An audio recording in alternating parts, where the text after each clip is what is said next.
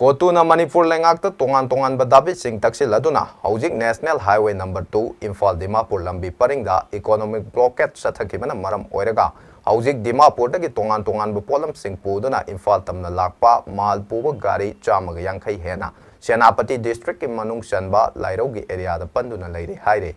hauzik lambi paring asi panduna lairiba driver amana mami TV da phongdorakpagi matung inade driver singna mafam adu da panduna lairakliba asi tha singi taraga nifan dagini hauzik numit tarani fajalagba fawbada lenga ke maikai dagi security amata tharaktuna driver sing bu lauthok pina ba thorang amata paikat tabana driver sing awaba kaya mayoknare driver sing gi marakta anaba yaurakpaga loinana chaningai leitabana chara henba fawba yaure nongdu sa oirakpana driver sing sak fawba thongpam leite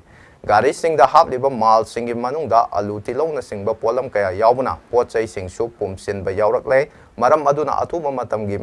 matam da lengang na akat na ba thorang lokatuna driver sing bu mafam adu da gi loktok piu hairak le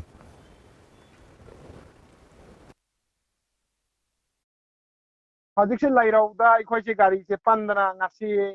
hau ki batang train pan da gi laibne bako. Hoi, sanction gibra tholak pura. Tholak pa Dimapur dei tholak pa. Hoi. Ta nangai thak nangai ge alu tilau adage ama loin yauri ba. Hoi.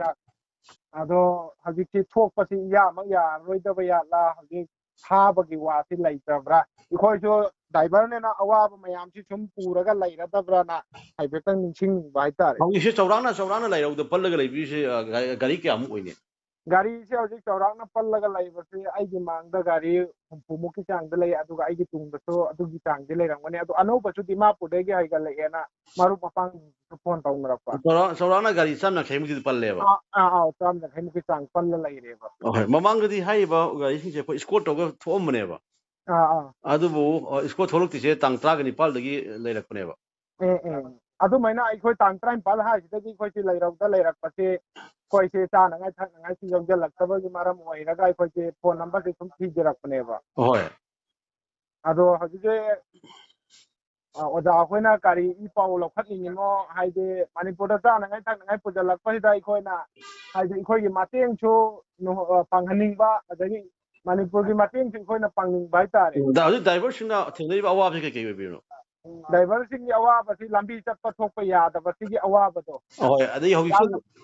hausi nong ting su ridana ko nong ting chui aduga yamna awaba ji da chaba thakpa mafam marang khangde cha ting thonge mafam marang khangde lai phibam sina nong tare kai da chak thong sino karamain tau sino haibado chara hen mana sang azam masing di oire maram de nong ting tare thongpham lai tabane na hoi sigi awaba si ko lairau si Senapati ga da wai odino Senapati ge haigalaga hoi maram da hai thaga neba hoi ado Senapati gi police lairambado hajikti lairaudu hongatre adugi hek get landringai sidagi lenggisina amathak yaureba hoi security force ni ngak shen bi thawak chathab leibra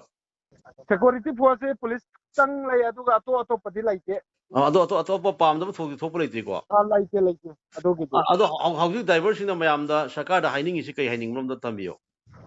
sarkar da haining base